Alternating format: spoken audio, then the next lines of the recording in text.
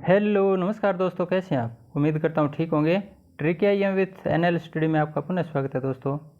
साथियों, आज हम हमारी जो नई शिक्षा नीति है इसके बारे में जानकारी साझा करने की कोशिश करेंगे, क्योंकि हमें पता है आजकल लगभग हर कम्पिटिटिव एग्ज़ाम में नई शिक्षा नीति से संबंधित प्रश्न आने की संभावना ज़्यादा रहती है।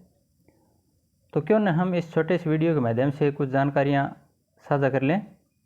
साथियों, आज तक हमारे देश में आज़ादी के बाद 3 शिक्षा नीतियाँ आ चुकी हैं।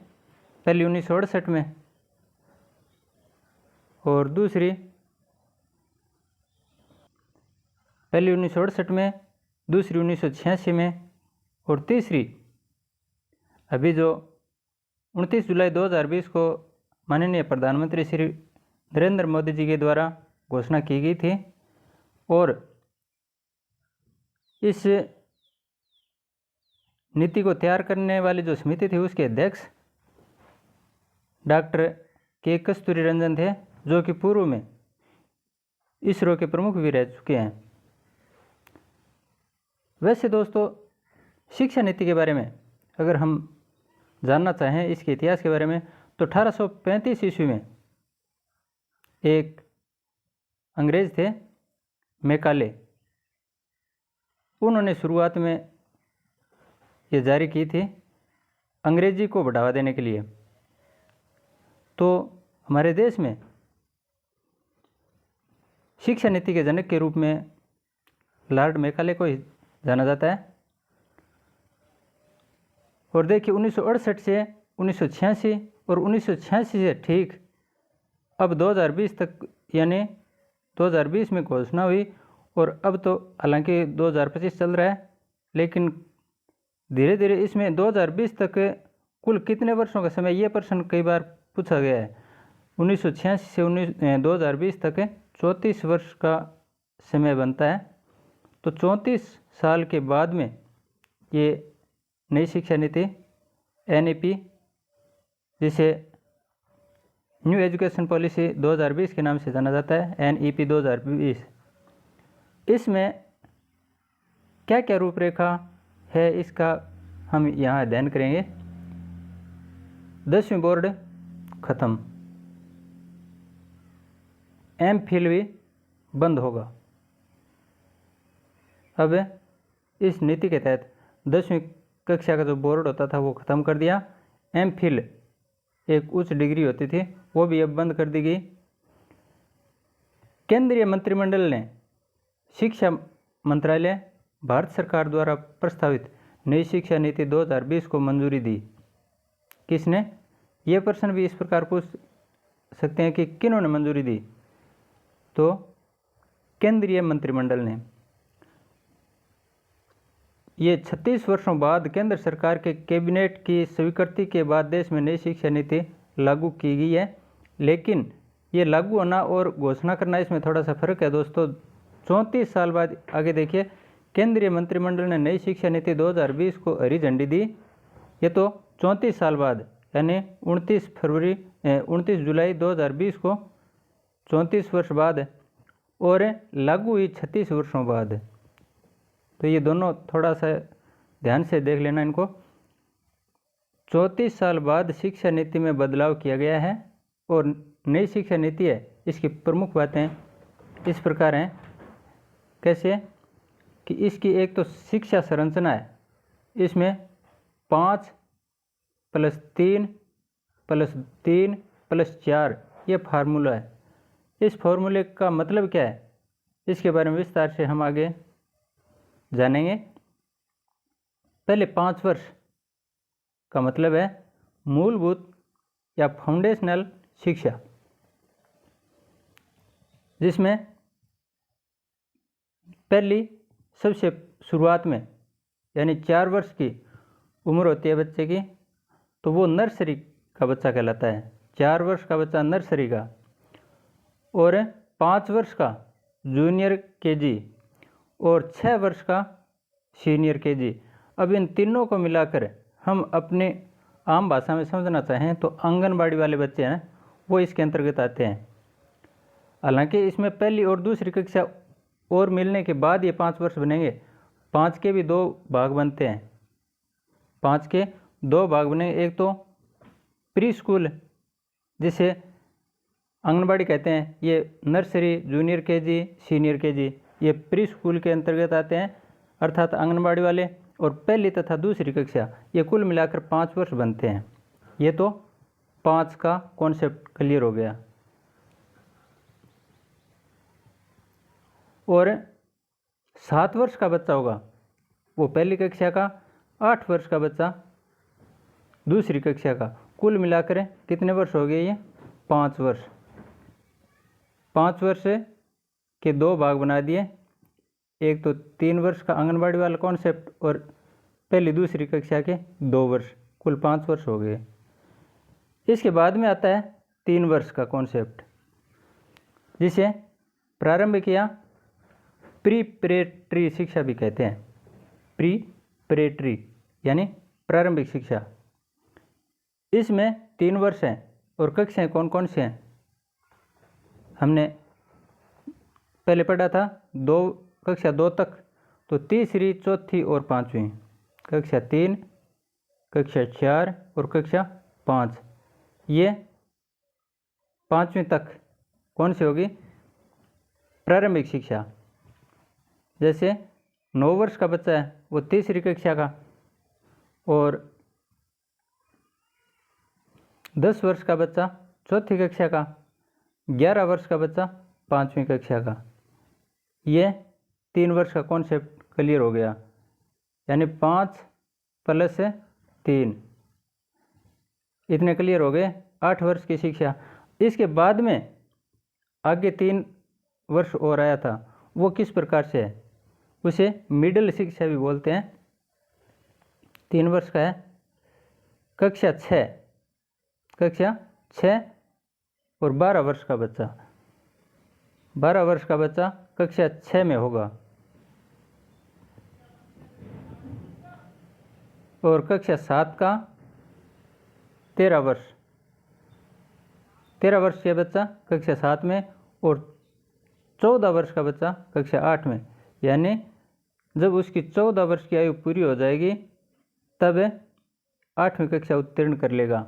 RTE एक्ट 2009 में भी 14 वर्ष तक के बच्चे की फ्री शिक्षा के बारे में हमने खूब पढ़ा है। तो वो 8वीं कक्षा उत्तीर्ण, 14 वर्ष क्लियर। ये 3 साल का कॉन्सेप्ट हो गया। अब आता है 4 साल का। शुरू में हमने पढ़ा था ना, 5 + 3 + 3 और +4। अब ये 4 का कॉन्सेप्ट क्या है? इसमें होगा उच्च माध्यमिक यानी सेकेंडरी शिक्षा, मिडिल 8वीं, और ये 4 वर्ष वाला कॉन्सेप्ट है। इसमें कक्षा 9, 10, 11 और 12 4 वर्षीय शिक्षा है जिसे सेकेंडरी शिक्षा के नाम से पुकारते हैं। कक्षा 9 उत्तीर्ण होगा 15 वर्ष पूर्ण होने पर, और कक्षा 10 उत्तीर्ण होगा 16 वर्ष पूर्ण होने पर। कक्षा 11 उत्तीर्ण होगा 17 वर्ष पूर्ण होने पर। यहाँ SSC इसका मतलब है सेकेंडरी स्कूल सर्टिफिकेट। कक्षा 10 से उत्तीर्ण करने पर, हालांकि बोर्ड नहीं होगा लेकिन सर्टिफिकेट मिलेगा, सेकेंडरी स्कूल सर्टिफिकेट, जो 16 वर्ष की उम्र पूर्ण होने पर। और कक्षा 11 उत्तीर्ण करने पर FYJC अर्थात फर्स्ट, F से फर्स्ट, Y से ईयर, J से जूनियर और C से college, first year junior college, ये कक्षा 11 उत्तीर्ण होने पर। और कक्षा 12 उत्तीर्ण होने पर यानी 18 वर्ष का हो जाएगा बच्चा, और सेकंड ईयर जूनियर कॉलेज। इस प्रकार है कक्षा 12 तक ये 5 + 3 + 3 + 4 वाला कॉन्सेप्ट कई बार पूछा गया, आगे भी पूछेंगे, लेकिन आज के बाद उम्मीद करता हूँ आप इसमें किसी प्रकार से कन्फ्यूज नहीं रहोगे।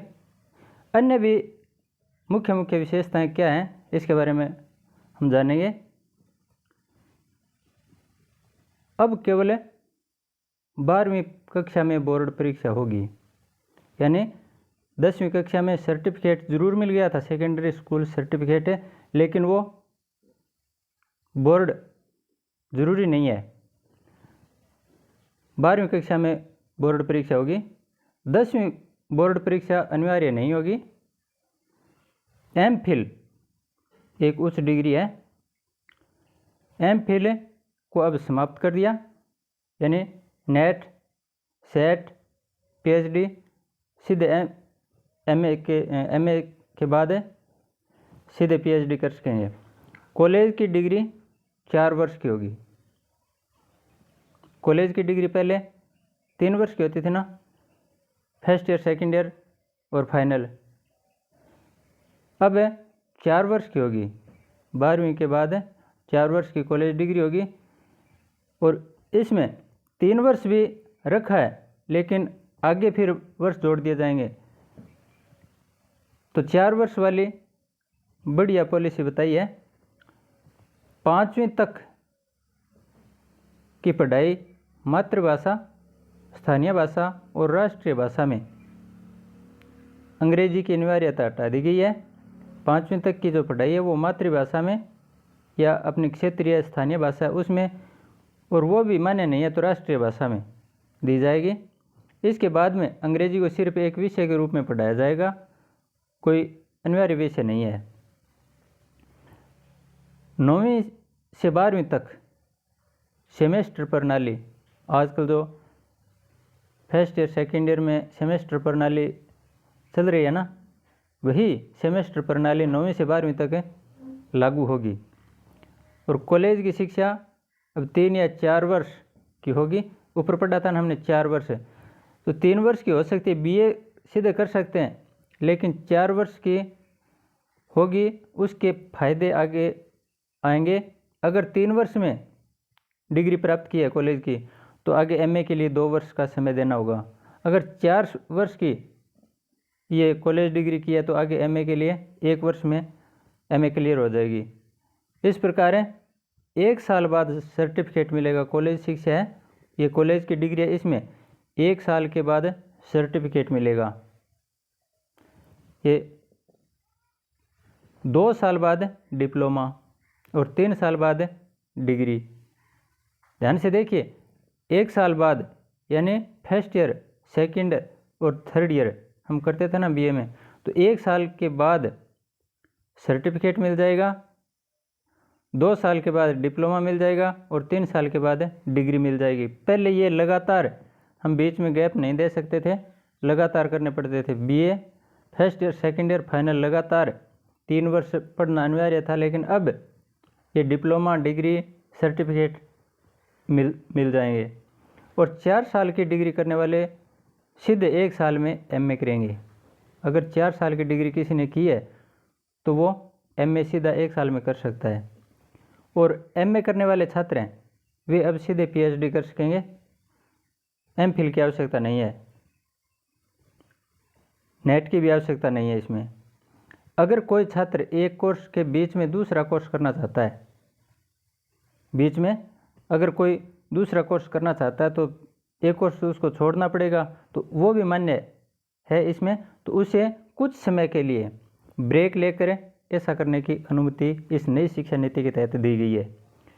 उच्च शिक्षा में प्रवेश दर, उच्च शिक्षा में प्रवेश दर 2035 तक 50% करने का लक्ष्य है।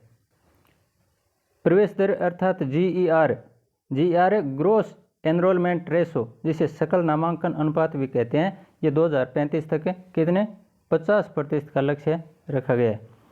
उच्च शिक्षा में कुछ सुधार किए जाएंगे। कौन से? जिसमें शैक्षणिक, प्रशासनिक और वित्तीय स्वायत्तता शामिल होगी। ई कोर्स क्षेत्रीय भाषाओं में शुरू किए जाएंगे। ई कोर्स पहले ये क्षेत्रीय भाषाओं में नहीं थे, लेकिन अब क्षेत्रीय भाषाओं में ई कोर्स कर सकेंगे। वर्चुअल लैब्स विकसित की जाएंगी। राष्ट्रीय शैक्षिक तकनीकी मंच NETF अर्थात national education technology forum. National education technology forum राष्ट्रीय शैक्षिक तकनीकी मंच से इसकी स्थापना की जाएगी। और देश भर में सरकारी, निजी और डीम्ड संस्थानों के लिए एक समान नियम लागू होंगे। पहले ये अलग अलग होते थे, लेकिन अब एक समान नियम लागू होंगे। इस प्रकार भारत सरकार ने ये नई शिक्षा नीति जारी की है दोस्तों। और जो अभी हमने पढ़ा है, इनसे संबंधित ज़्यादातर प्रश्न पूछे जाते हैं। और 5+3+3+4 वाला कॉन्सेप्ट तो अवश्य पूछा जाता है। तो उम्मीद करता हूँ इस वीडियो के माध्यम से आपको अच्छे ढंग से ये समझ में आ गया होगा। अगर अच्छा लगे तो लाइक, शेयर और सब्सक्राइब ज़रूर करना दोस्तों, जिससे मेरे को भी थोड़ा मोटिवेशन मिले। अच्छा, धन्यवाद। जय हिंद।